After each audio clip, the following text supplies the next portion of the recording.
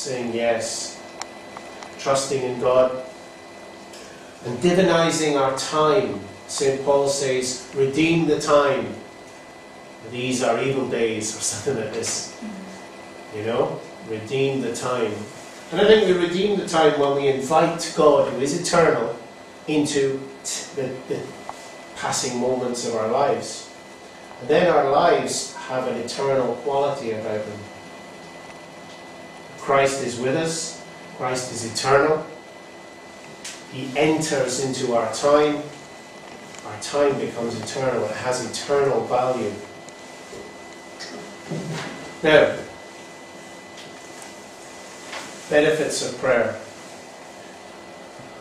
St. Alphonsus Liguori says, all the saints were saved and came to be saved by praying.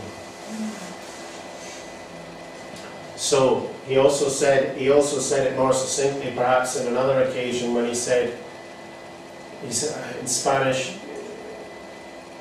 let's put it in English, he said, he who prays will be saved.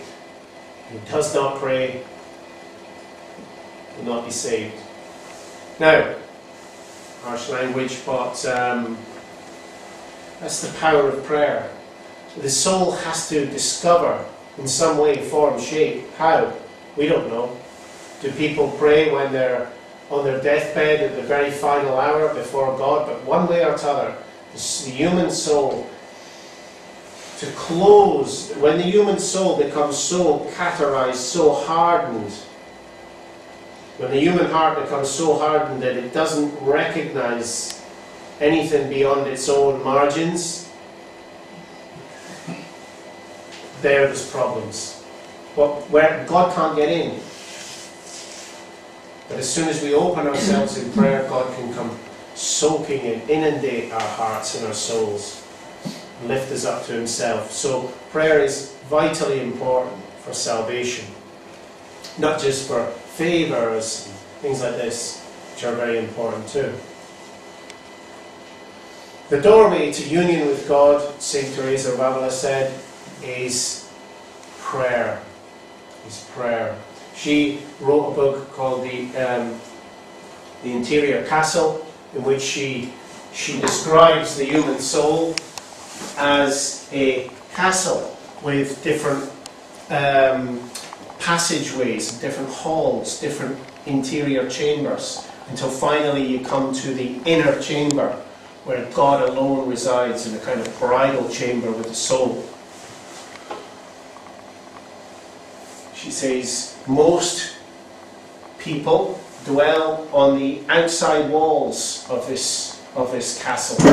They dwell on the outside. They're totally devoted to the external world. And of course, this captivates all of us. It captivates our senses, our time, our interests. And that's only right and proper, but she's arguing we must go inside. We must take the time for interior prayer, because that is the vehicle to discovering God within us, to union with God.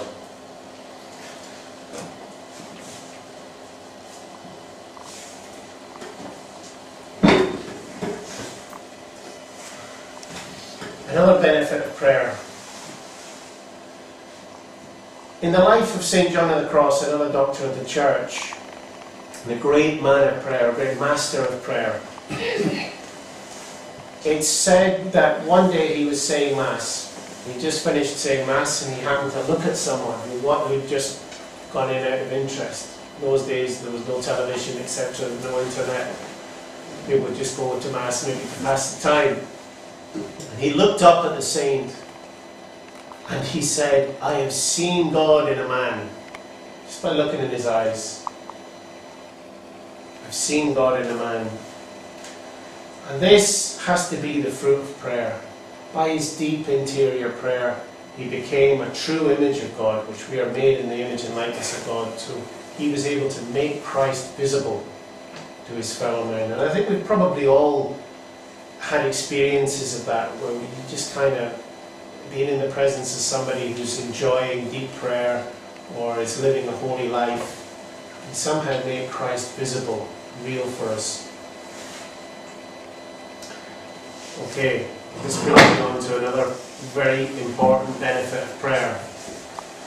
The salvation of the many depends on the faithfulness of the few. This was a statement made by Pope Pius XII, who was Pope during the Second World War. He wrote the encyclical Mystici Corporis, or the mystical body of Christ, 1943, at a time when the world was in utter crisis. 50 million people were to be killed during that war. 6 million Jews. The world was in utter disarray. And yet the Pope writes an encyclical about the mystical body of Christ, reminding Christians that when people are asking themselves, is it the end of the world? When will Christ come? I think I'd have been asking myself that. Is this the end of the world? Things obviously can't get any worse than this. And yet life carried on.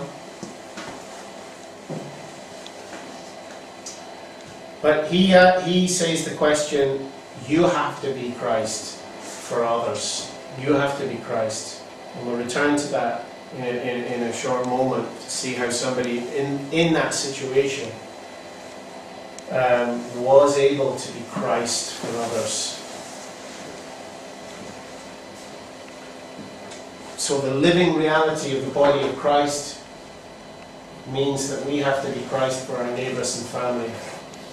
A lot of young people today in Ireland are asking, where is Christ? Where is what is the church?